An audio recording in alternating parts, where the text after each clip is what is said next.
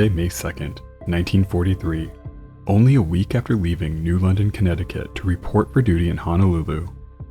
Lookouts on the newly completed USS Harder spotted an incoming PBY patrol bomber approximately 5,000 yards away and closing in fast.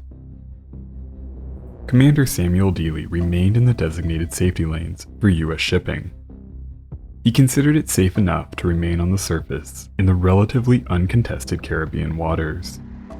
But when the U.S. Navy flying boat was spotted, Dealey's crew flashed the day's recognition sign from their signal lamp. Before they could even finish the signal, the patrol bomber opened fire.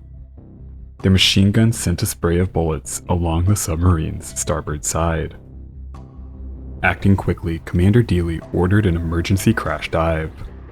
As the Harder plunged beneath the waves, the bomber circled overhead and dropped 2 depth charges.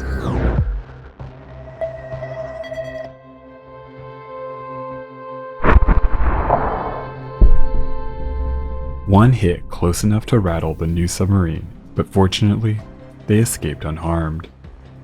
The USS Harder continued to the Pacific, where she would carry out one of the most impressive service records of any submarine in the history of the United States.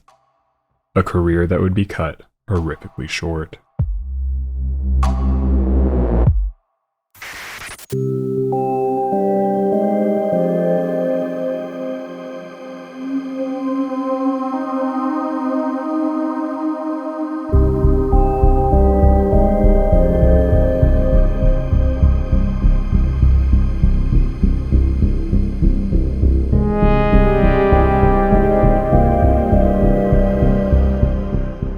While World War I was meant to be the war to end all wars, the United States began planning for the next world conflict before the Great War even came to an end.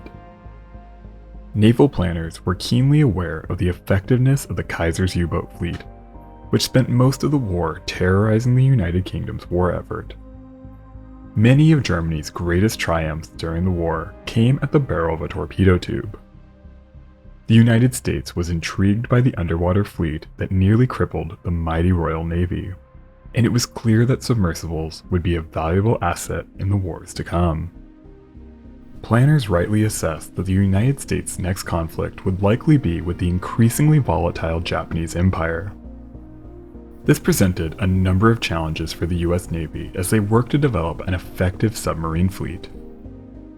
Mainland Japan is over 6,000 miles away from the United States homeland. While the US had important bases in Hawaii, Guam, and the Philippines, it was uncertain how vulnerable the latter two would be in the event of a war. No matter the case, it was important that submarines would be capable of traveling great distances without needing to refuel or resupply. And they would need to travel quickly to cover these distances in a reasonable amount of time, as well as keep pace with surface fleets. They would also need to be rugged and at least semi-capable of repair while on missions far away from any port. At the same time, the interwar period was defined in the US by strong isolationist views. Americans were rightly concerned about engaging in an arms race that would reignite international tensions and prompt another horrifying war. At the same time, Japan's rise and the increasing instability in Europe were a legitimate cause for concern. 2 major peacetime treaties attempted to stymie a simmering naval arms race: the Washington Naval Treaty of 1922 and the Second London Naval Treaty of 1936.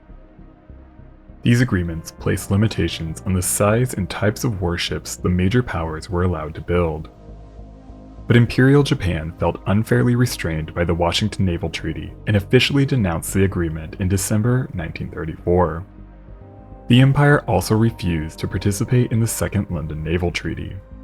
But the United States was a signatory to both agreements and was therefore limited in the size of submarine that they were able to build.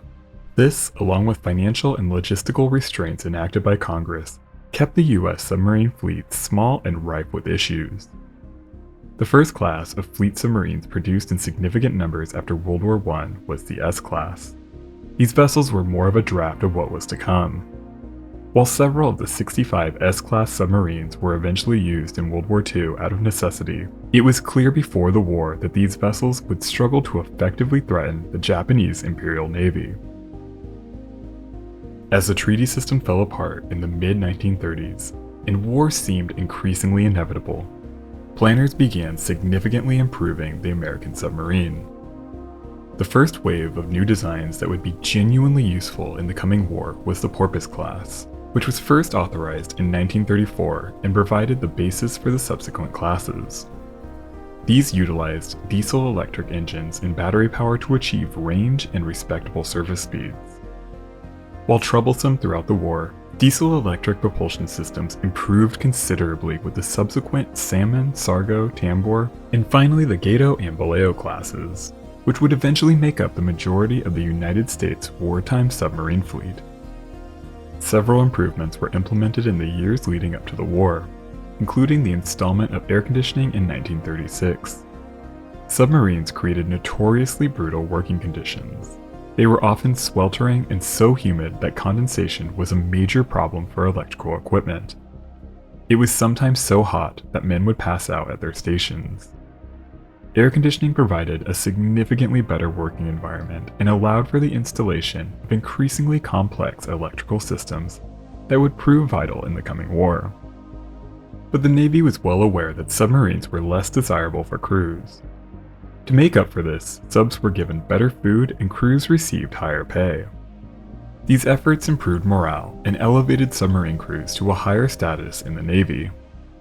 Despite these improvements, the submarine fleet faced numerous challenges, from persistent mechanical issues to problems in the chain of command that left captains overly cautious.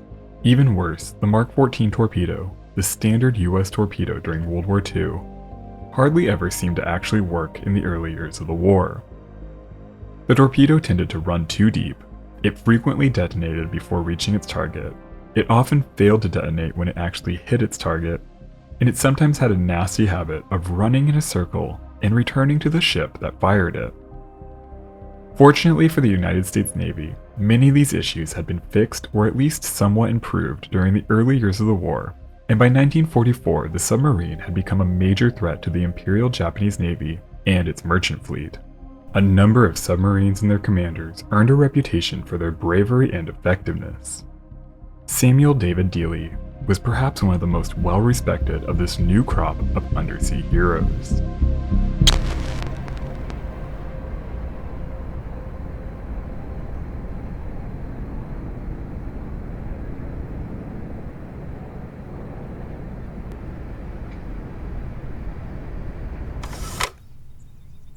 Samuel David Dealey was born on September 13, 1906 to a prominent family in Dallas, Texas. Dealey Plaza, where President Kennedy would later be assassinated, was named after Dealey's Uncle George. The youngest of 5 children, Samuel Dealey was only 6 years old when his father passed away. His mother briefly moved the family to Colorado and then to Santa Monica, California, but they returned to Dallas by the time Dealey finished high school. He spent 2 years at Southern Methodist University before he enrolled in the United States Naval Academy in Annapolis, Maryland in 1925. But he quickly proved to be a pretty bad student. He struggled with math and chemistry, and he also received several demerits before flunking out in his first year. But Dealey wasn't deterred, and he earned re-entry in 1926 and finally graduated in 1930. The same year, he married Edwina Vaughter, a high school sweetheart he met back in Santa Monica. The two remained close through letters throughout his time in Dallas and Annapolis. Together they had 3 children, Joan, David, and Barbara Lee. Dealey began his naval career on the battleship Nevada. In 1933, he was promoted to lieutenant, and in 1934, he transferred to the destroyer USS Rathburn. But Samuel Dealey was an ambitious young man, eager to rise through the ranks so that he could earn better pay and spend more time with his family. Plus, he wanted to command his own ship. In the summer of 1934, he enrolled in the submarine school at New London, Connecticut. While submarine service could be brutal, it provided a fast track to promotion. After he graduated, Dealey served on several submarines, including S-34, S-24, USS Nautilus, the first one, not the cool one, and USS Bass. He briefly returned to surface duty and continued to rise through the ranks until he finally requested a return to submarine duty. At one point, he even considered leaving the Navy and returning home to Dallas. But in April 1941, he was placed in command of USS S-20, an S-class sub used to support experiments and training in New London, Connecticut. He was still in command of S-20 when the Japanese attacked Pearl Harbor on December 7, 1941. While he continued his service with the training submarine, it was clear that his skills were needed in the Pacific. And a year later, he was assigned commanding officer of one of the new Gato-Class submarines being built in New London, the nearly completed USS Harder.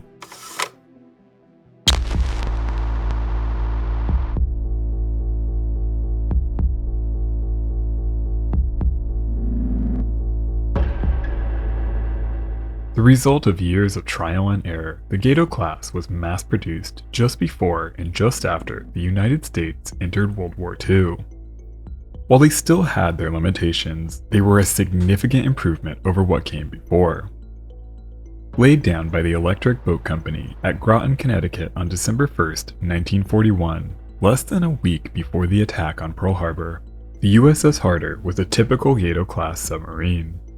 She was named after the harder, a fish of the mullet family found off the coast of Namibia and South Africa, part of the US Navy's tradition at the time of naming their submarines after fish. USS Harder featured a partial double hull, consisting of an inner pressure-resistant hull surrounded by an outer hydrodynamic hull. The two merged at her forward and aft torpedo room bulkheads. She could carry enough fuel and provisions to sail from Hawaii to Japan and back. This required a larger vessel that made her slower to dive and harder to maneuver. She measured 311 feet or 95 meters in length, with a beam of 27 feet or 8.3 meters, and came in at 1,525 long tons wind surfaced and 2,424 long tons wind submerged. She was powered by 4 notoriously faulty Hooven-Owens Rentschler diesel engines that drove electrical generators. These powered 4 high-speed Allis-Chalmers electric motors with reduction gears that drove 2 propellers. 2 massive 126-cell Sargo batteries stored electricity. She was capable of an impressive 21 knots while surfaced and 9 knots while submerged. She had a range of 11,000 nautical miles and could remain underwater for up to 48 hours. She could dive to a depth of 300 feet, an improvement over previous generations of submarine. Her armaments included 10 21-inch torpedo tubes, 6 forward and 4 aft. She carried 24 torpedoes, as well as 1 3-inch 50 caliber deck gun and a Bofors 40mm and Oerlikon 20mm cannon. She was operated by a crew of 6 officers and 54 enlisted sailors. Patrols would last up to 75 days. The Gato-Class's larger size allowed designers to provide significantly improved living conditions. Crews enjoyed showers, air conditioning, refrigerated food storage, large freshwater distilling units, laundry, and bunks for every man aboard. These luxuries left officers from foreign navies in awe when they visited the American submarines. Even the United Kingdom's Royal Navy Submarine Service lagged far behind. USS Harder was launched on August 19, 1942, and christened by Miss Helen M. Shafroth, the daughter of Rear Admiral John F. Shafroth, Jr. The submarine was officially commissioned on December 2, 1942, and placed under the command of Samuel Dealey. In April 1943, after a series of trials and shakedown cruises, USS Harder began the long voyage to her new home in Pearl Harbor.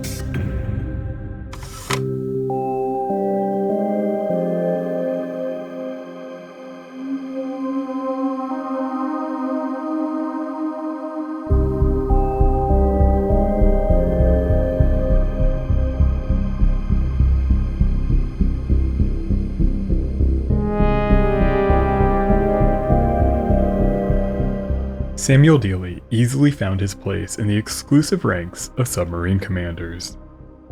During its peak, just 4,000 officers served in the submarine service, and only a fraction was ever elevated to master their own vessel. Many submarine skippers came from prominent families, including the sons of Admirals Nimitz, McCain, Kimmel, and Spruance. Dealey, coming from a prominent Southern family himself, fit right in, and quickly earned the admiration of his crews. He had an infectious smile and a friendly, warm demeanor. Strict enough to earn respect, but not so much as to cause resentment. As his reputation grew, he was quick to credit his officers. He once said of Frank Lynch and Sam Logan, "With these two madmen pushing me all the time, there was nothing I could do but go along." After a long voyage that took them from Connecticut and through the Panama Canal, USS Harder finally arrived at her new base in Pearl Harbor on May 23, 1943. After a quick dry docking and some training, she was ready to sail west to Japan.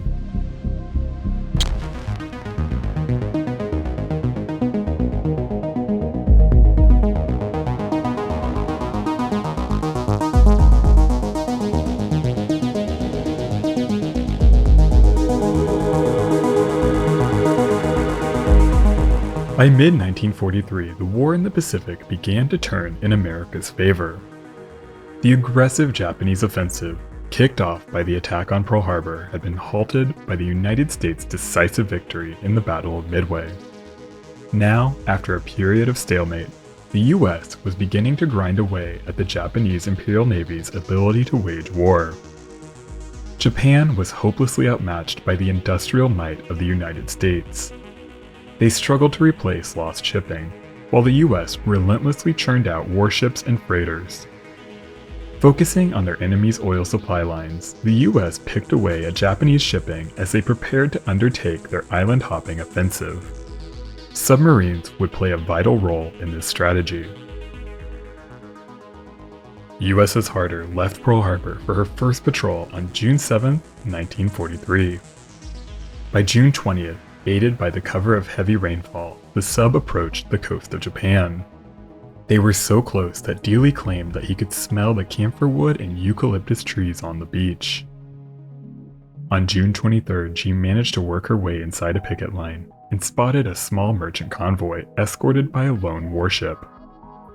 Harder went into battle stations and dove, moving in for an attack. Dealey fired 4 torpedoes, but only one successfully struck the Japanese auxiliary oiler Kioi Maru No. 3. Harder dove and maneuvered to avoid a counterattack, but a miscalculation sent the submarine too deep and she slammed into the ocean floor. 12 enemy depth charges exploded overhead, rattling the stranded sub. But aside from severely damaging her JKQC sonar, Harder was unharmed. After considerable effort, she was finally dislodged from the mud and able to resume her mission. The next day, they encountered the 7,000-ton seaplane transport Segura Maru, a converted cargo liner. Dealey fired 4 torpedoes. One struck the ship's bow, dealing significant damage. As she limped away, she developed a 10-degree list. Dealey could have given chase and finished off the ship, but not wanting to press his luck, he decided to withdraw. A Japanese destroyer arrived soon after and towed the sinking Segura Maru to the beach. A few days later, another US submarine, USS Pompano, spotted the stranded ship and fired 2 torpedoes, crippling her beyond repair. Over the coming days, Dealey and his crew managed to spot and fire on several more vessels. They ended their first patrol on July 7th. Her first outing was considered a great success, especially for a new vessel and crew. Dealey was initially credited with sinking 3 Japanese freighters and damaging 4 other ships. However, further review by the Joint Army and Navy Assessment Committee after the war showed that they probably only successfully sunk the Segura Maru. Still, it was a great achievement. But USS Harder was just getting started.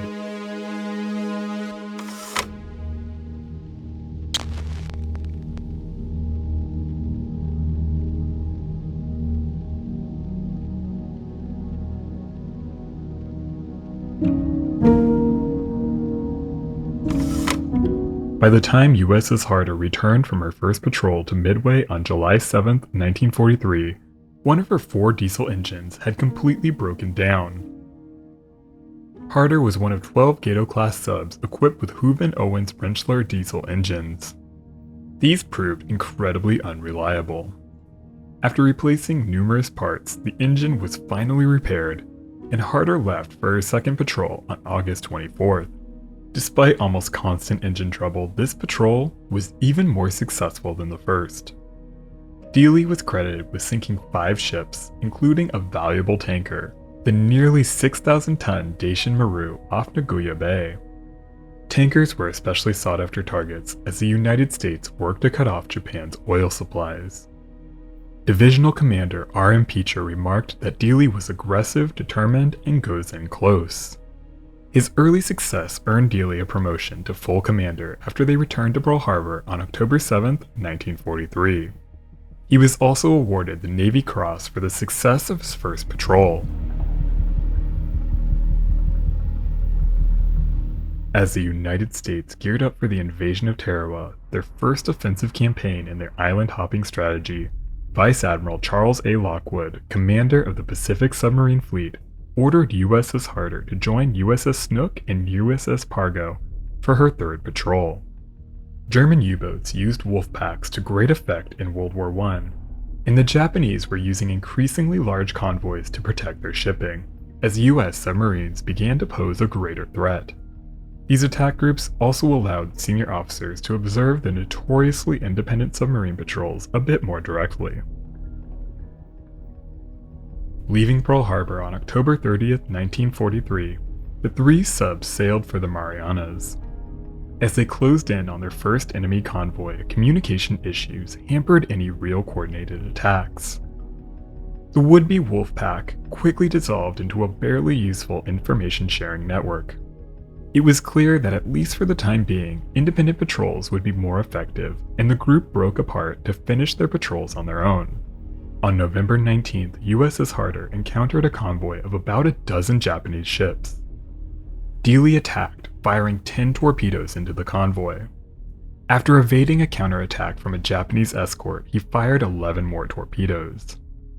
With no torpedoes remaining, USS Harder returned to Hawaii on November 30th. The patrol sank 3 Japanese freighters. Throughout this third patrol, USS Harder was again plagued by engine trouble, with one of her 4 engines failing completely and the other 3 barely held together with basically nothing but spit and gum. The Hooven-Owens-Rentschler engines had overstayed their welcome. On December 5th, USS Harder was sent to the Mare Island Naval Shipyard in San Francisco to be re-engined.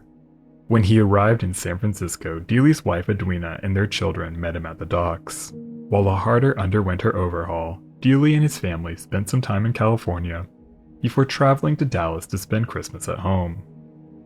The 2-month leave was the last time Samuel Dealey would ever see his family.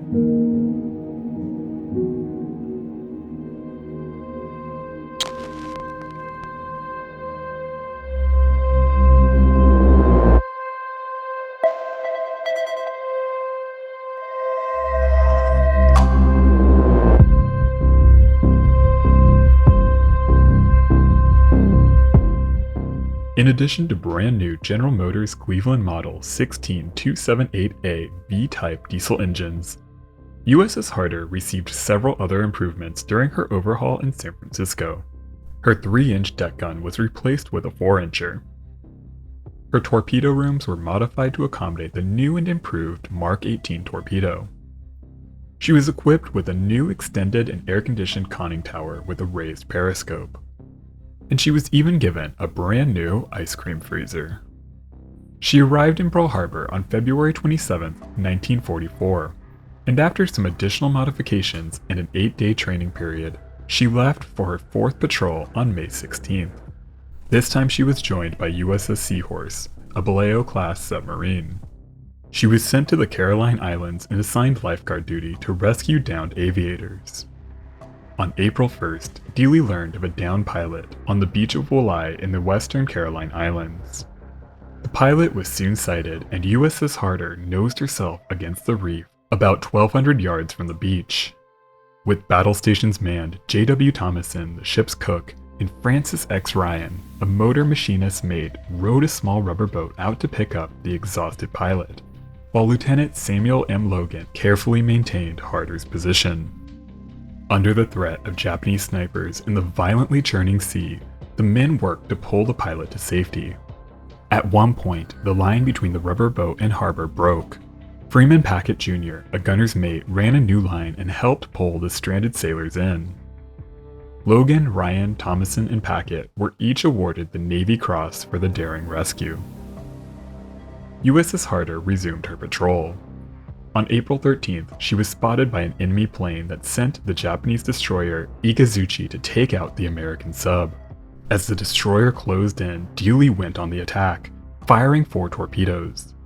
2 struck the destroyer, and she quickly sank approximately 200 nautical miles south-southwest of Guam, taking her entire crew to the bottom. A few days later, Harder sank the 7,000-ton freighter Matsumaru. The final days of her 4th patrol were spent bombarding an airstrip in Wolai. Low on fuel, she sailed to Fremantle, Australia on May 3rd. Her 4th patrol was one of her most diverse and successful. With his tonnage racking up and his sunken destroyer, Samuel Dealey easily earned a reputation as one of the most aggressive and effective commanders in the US Navy's submarine fleet. But Dealey was just getting started.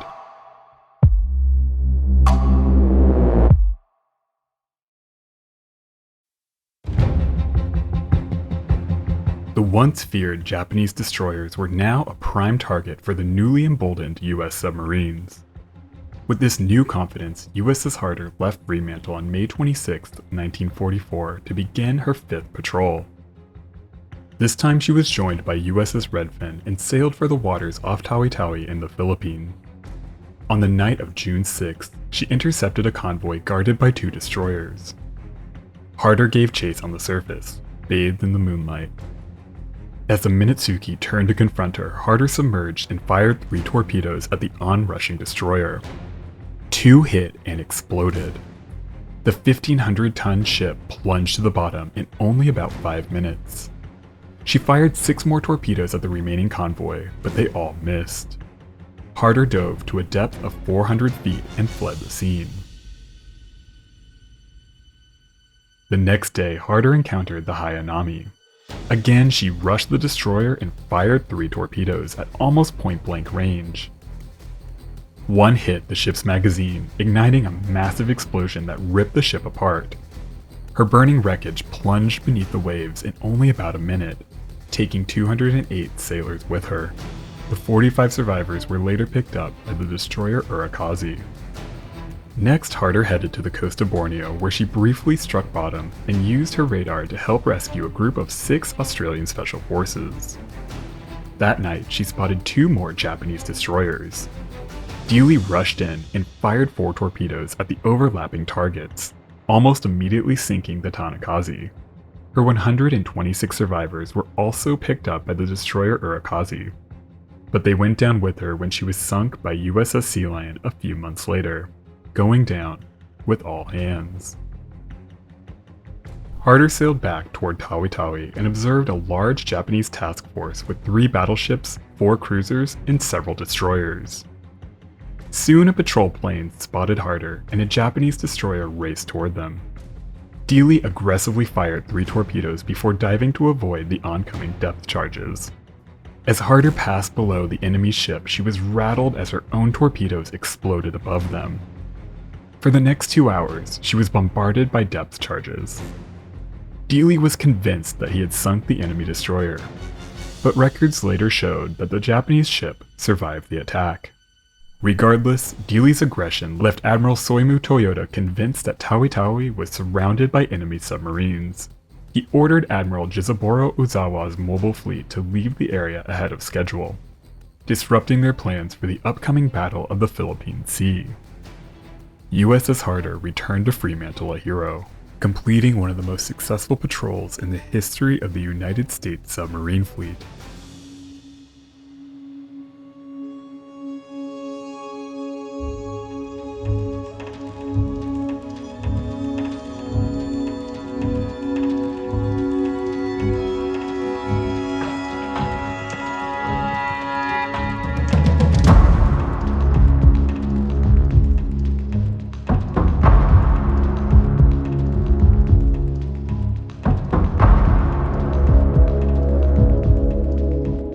Samuel Dealey's 5th Patrol made him a hero in the American submarine fleet, but some worried that the grueling patrols had taken their toll.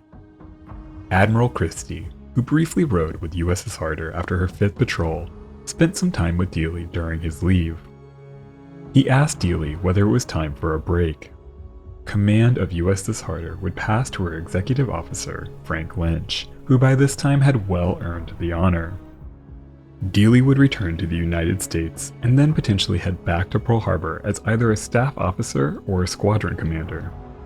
Submarine commanders who completed 5 successful missions were usually rewarded with several months back in the United States, a promotion, and command of a newly constructed vessel. But Dealey insisted on commanding Harder's 6th Patrol. Whether this was out of loyalty to his vessel, allegiance to his crew, or a desire for more action is unclear. In any case, Christie was convinced and he allowed Dealey one last patrol.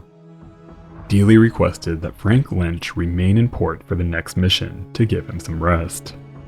Despite Lynch's protestations, the request was granted. Why Dealey wanted another patrol remains a subject of debate to this day. Some wonder if his reputation as the destroyer killer had given him a false sense of invincibility. These missions were exciting and rewarding for Dealey. With each patrol, he racked up honors. It's possible that he wanted one last round in the fight before returning to a safe and boring life far removed from the action. He liked what he did on USS Harder, and he was good at it. It's not hard to see why he would be reluctant to give that up.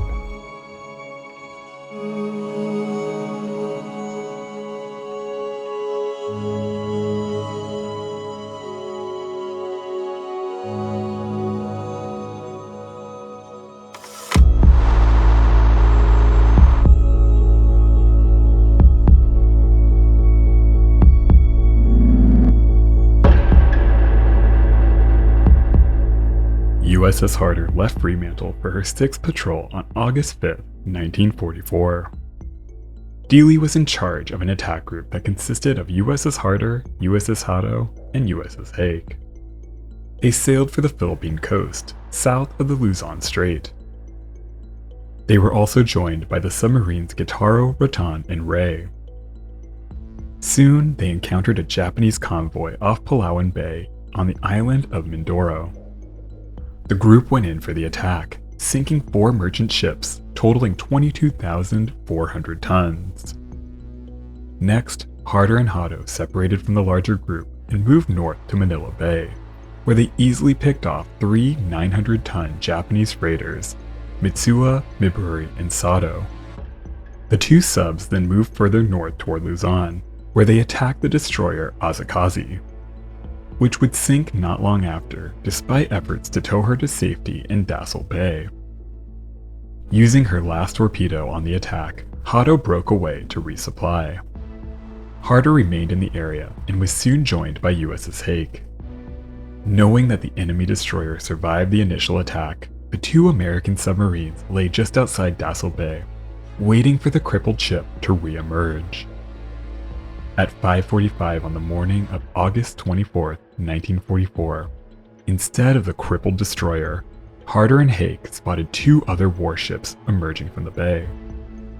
The first was the Japanese minesweeper, Keiboken CD-22.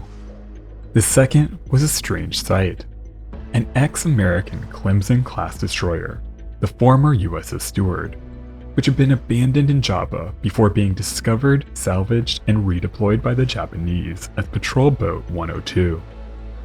Hake engaged the former US destroyer, but grew suspicious as the enemy ship turned back to the bay. Frank E. Haler, the commander of USS Hake, sensed danger and took evasive maneuvers as CD-22 moved in to confront the American submarines. As Hake moved to safety, Haler briefly spotted Harder's periscope at 6:47, before losing sight of their fellow submarine.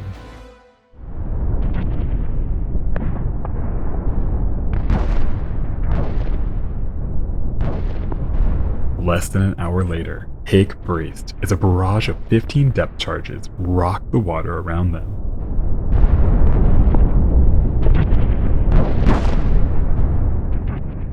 Then, the sea fell silent.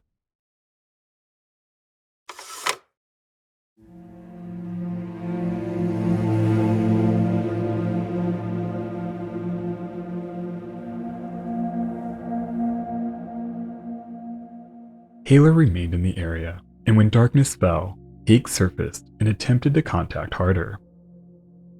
They continued searching the area for 2 weeks, but the sub was nowhere to be found, and Haig was finally forced to return to base. It soon became clear that Japanese minesweepers' attack succeeded.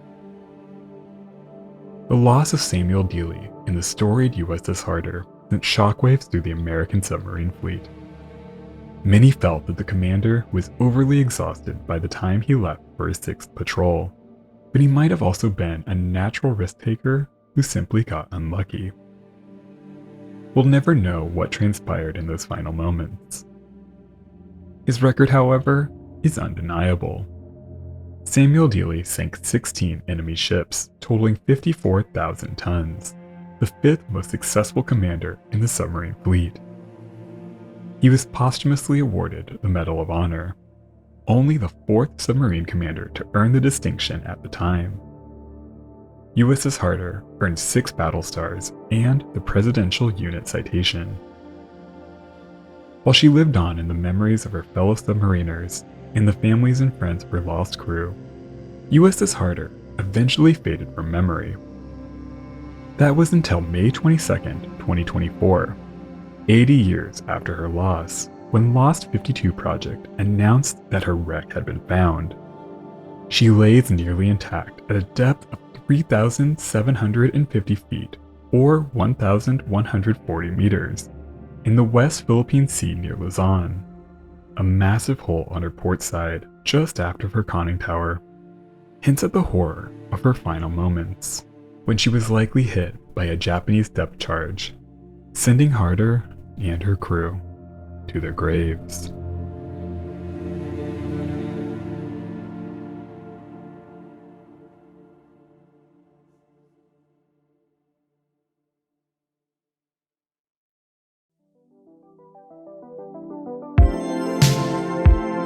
Thank you so much for watching.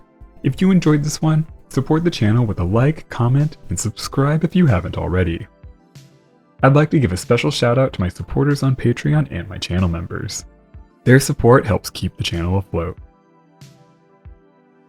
Alright crew, that's all I've got. Till the next one, be nice to people.